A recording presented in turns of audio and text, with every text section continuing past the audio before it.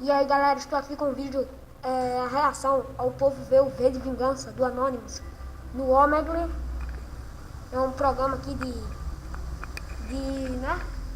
de falar com as pessoas. Eu vou ver as coisas do V de Vingança, como eles, né? Vocês entenderam, bora lá começar. Pera aí galera, deixa eu ver um negócio aqui. Bora, começa. E aí velho, e aí, tudo bom?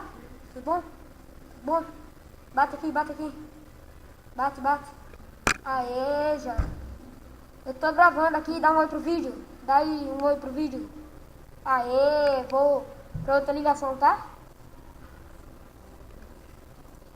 Aí, pera. Tudo bom? Tudo bom? Acho que esse daí, viu? Esse daí também não. Nem esse. Nem esse. Esse também não. Esse daqui. Nem esse. Nem esse.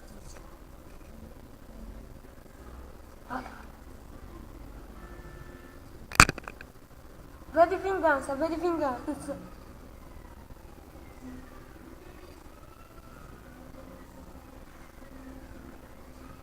Então, galera.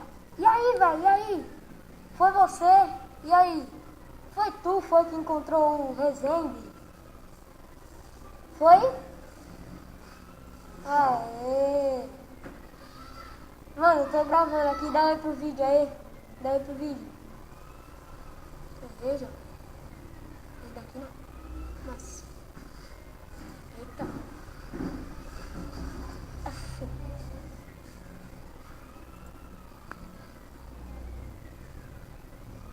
Pera aí, galera, eu vou deixar com mais estilo. Pera aí, que eu vou deixar com mais estilo.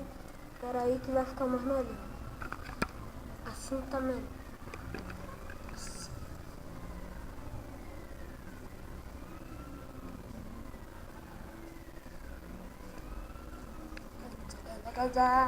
Saca para. O cara é elegante.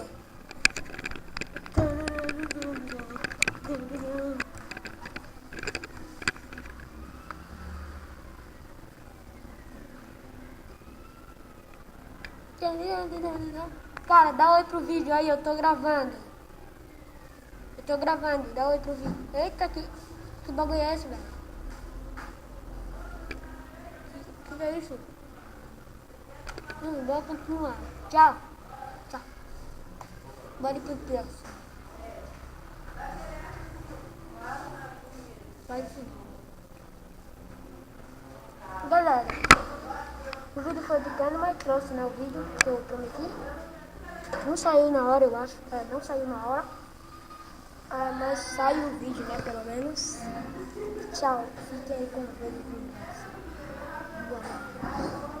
Tchau, galera. Fui.